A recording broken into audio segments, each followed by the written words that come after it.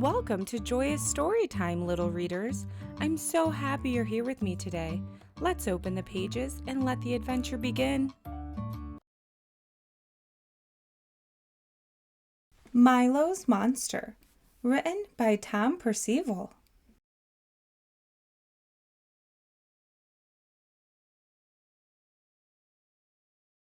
Milo lived in a neat little house on the neat little street. He loved his home for lots of reasons, but mainly because his best friend Jay lived next door. Milo and Jay shared the good times, the bad times, and everything in between. Nothing could beat the feeling of having a best friend. Then one day, a new family moved into a big old house across the street. Milo watched a girl ran excitedly around the yard.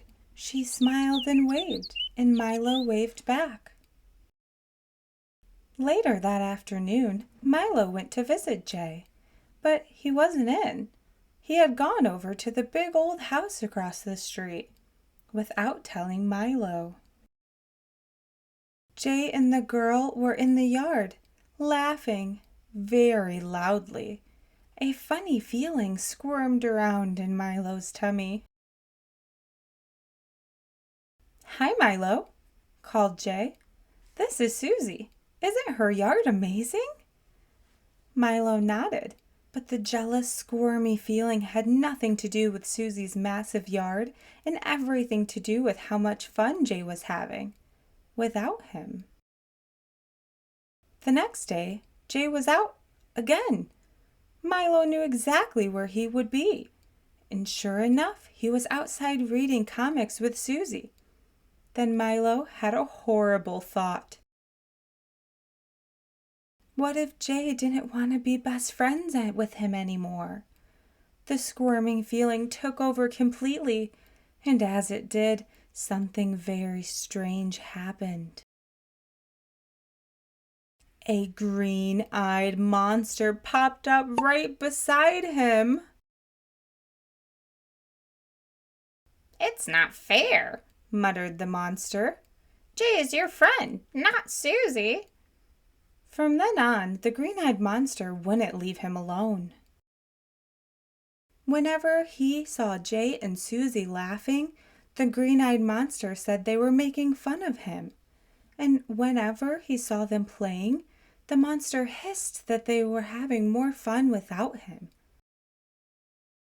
Every time Milo saw Susie and Jay together, the green-eyed monster made him feel terrible.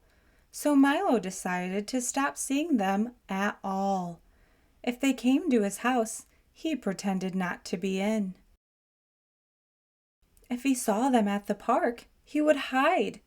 And if either of them asked what was wrong, he just said nothing and turned away. Day after day, he walked around with only the miserable mutterings of the green-eyed monster for company. Until one day, Susie tapped him on the shoulder. "Why aren't you and Jay friends anymore?" she asked. "He really misses you." She looked very upset.